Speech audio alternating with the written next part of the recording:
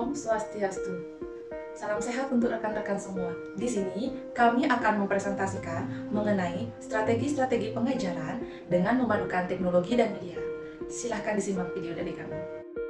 Adapun ruang lingkup pembahasan presentasi kami yakni pengertian strategi pengajaran, pengertian teknologi, pengertian media, jenis strategi-strategi pengajaran di kelas dengan memadukan teknologi dan media. Dampak pengajaran dengan memadukan teknologi dan media.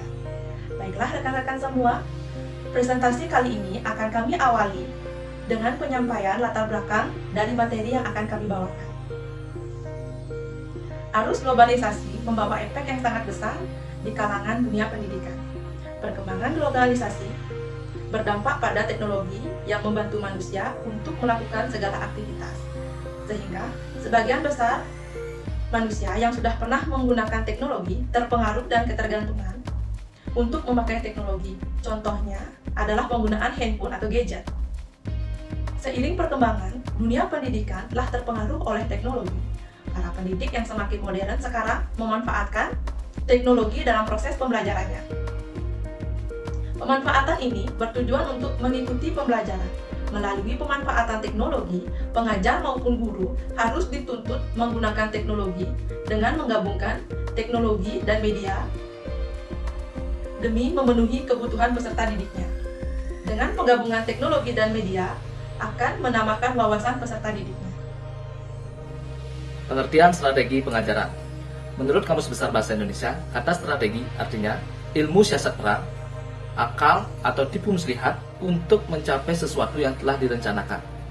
Strategi yang diterapkan dalam dunia pendidikan, khususnya yang diterapkan dalam dunia pendidikan, adalah suatu seni dan ilmu untuk membawa pengajaran di kelas sedemikian rupa sehingga tujuan pembelajaran yang telah ditetapkan dapat dicapai secara efektif dan efisien menurut Gulo tahun 2002 pada halaman 2.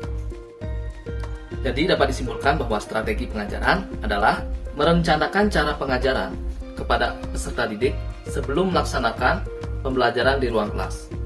Perencanaan ini dilakukan secara matang agar peserta didik mampu memperhatikan dan menyerap materi yang diberikan dengan proses pembelajaran yang menarik. Strategi pengajaran adalah merencanakan cara pengajaran kepada anak didik sebelum melaksanakan pembelajaran di ruang kelas. Perencanaan ini dilakukan secara matang agar peserta didik mampu memperhatikan dan menyerap materi yang diberikan dengan proses pembelajaran yang menarik.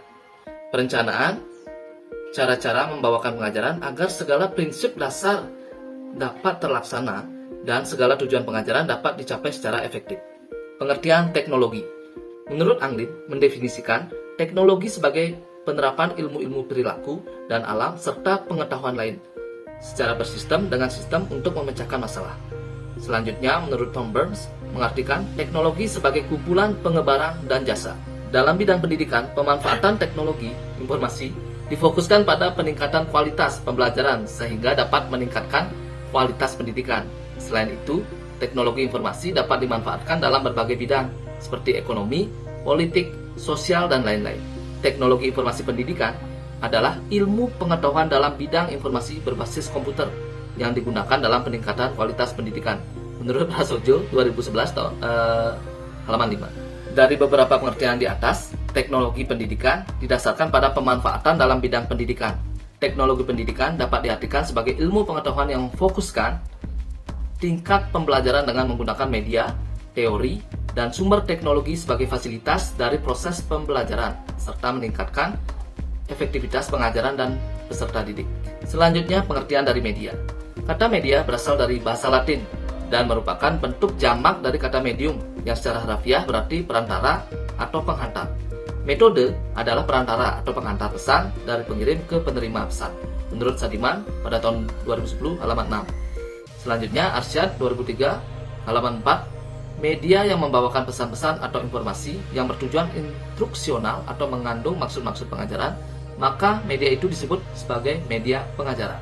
Media yang difungsikan sebagai sumber belajar, bila dilihat dari pengertian harafiahnya, juga terdapat manusia di dalamnya, benda, ataupun segala sesuatu yang memungkinkan untuk anak didik memperoleh informasi dan pengetahuan yang berguna bagi anak didik dalam pembelajaran. Sarana penggunaan media adalah agar anak didik mampu menciptakan sesuatu yang baru dan mampu memanfaatkan sesuatu yang telah ada untuk dipergunakan dengan bentuk dan variasi lain yang berguna dalam kehidupannya. Dengan demikian, mereka dengan mudah mengerti dan memahami materi pembelajaran disampaikan oleh guru kepada mereka. Jenis strategi pengajaran di kelas dengan memadukan teknologi dan media. Strategi pengajaran merupakan perpaduan dari urutan kegiatan, cara mengorganisasikan materi pelajaran peserta didik, peralatan dan bahan, serta waktu yang digunakan dalam proses pembelajaran untuk mencapai tujuan pembelajaran yang telah ditentukan.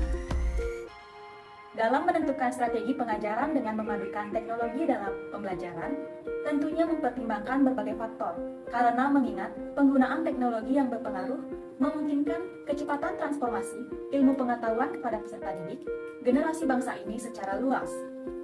Selain itu, akan mempengaruhi hasil belajar siswa, usia siswa, dan juga kenyamanan menerapkan strategi yang digunakan. Maka bagi pendidik harus selektif pada pilihannya dan menggunakan berbagai pendekatan yang membantu peserta didik untuk mencapai hasil belajar yang diharapkan.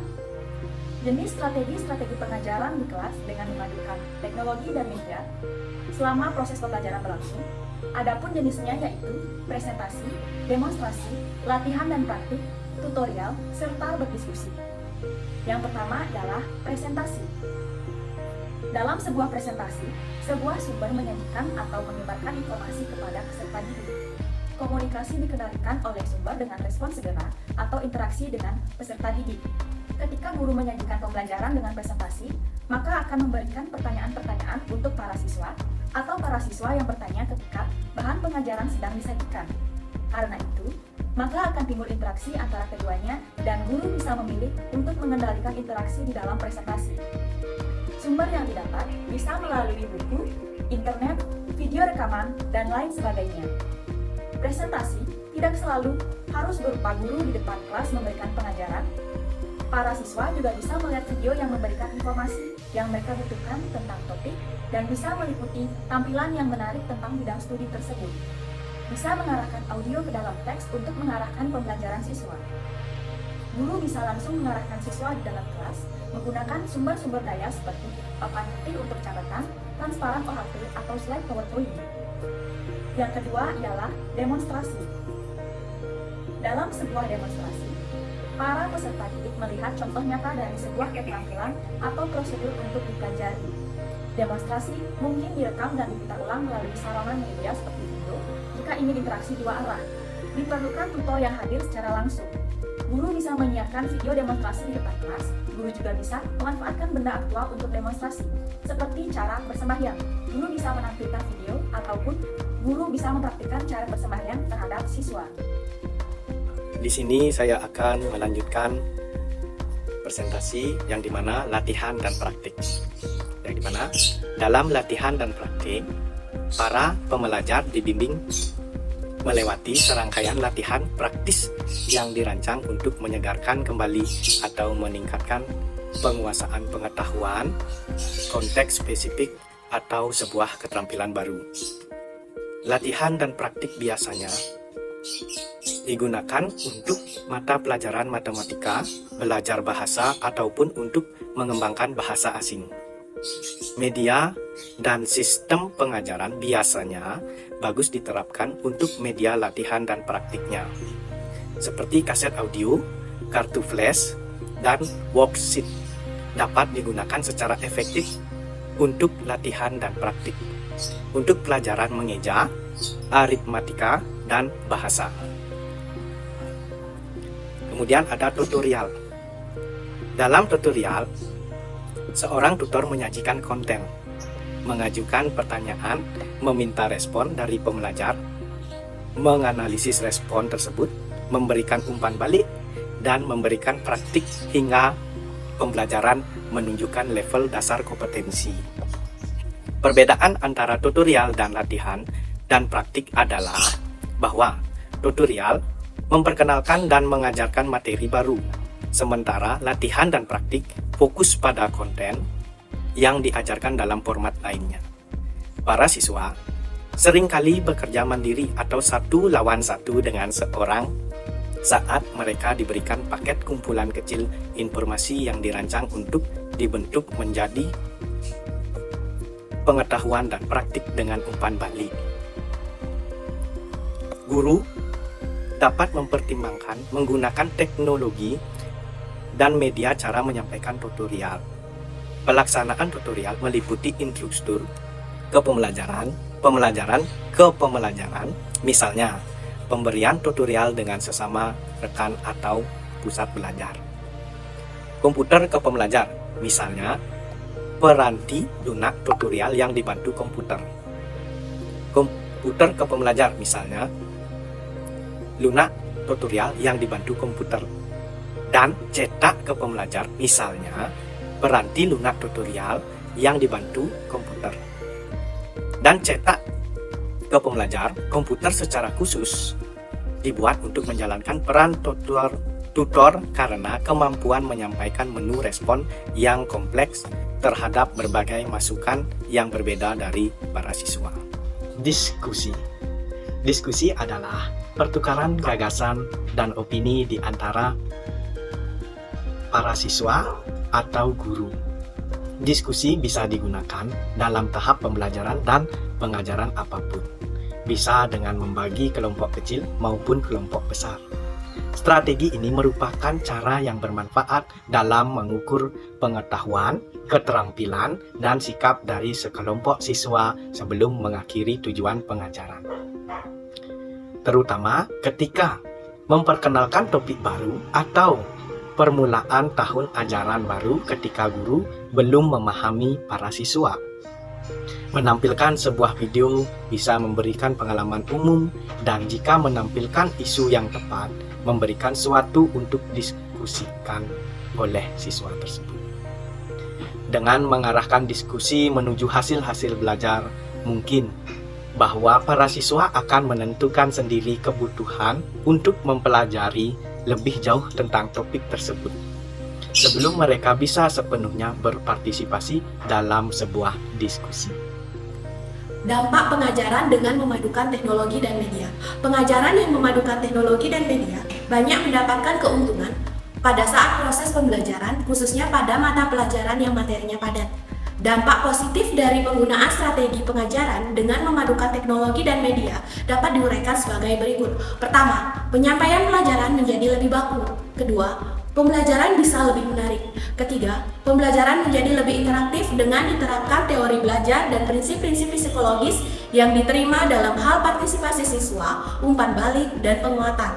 Keempat, lama waktu pembelajaran dapat disingkat karena kebanyakan media hanya memerlukan waktu singkat untuk menyampaikan materi-materi yang cukup banyak dan kemungkinannya dapat diserap oleh siswa.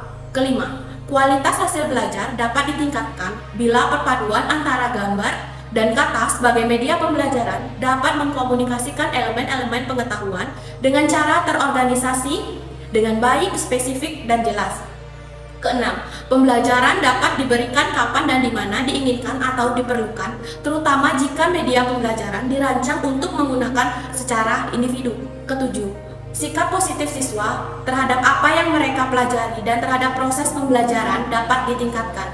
Kedelapan, peran guru dapat berubah ke arah yang positif. Beban guru dalam menjelaskan secara berulang-ulang dapat dikurangi, sehingga guru dapat memusatkan perhatian siswa untuk membimbing siswa. Dalam buku pengarangnya Arsyad tahun 2015, tahun halaman 25-27. Selanjutnya dijelaskan pula manfaat media dan teknologi dalam proses pembelajaran sebagai berikut.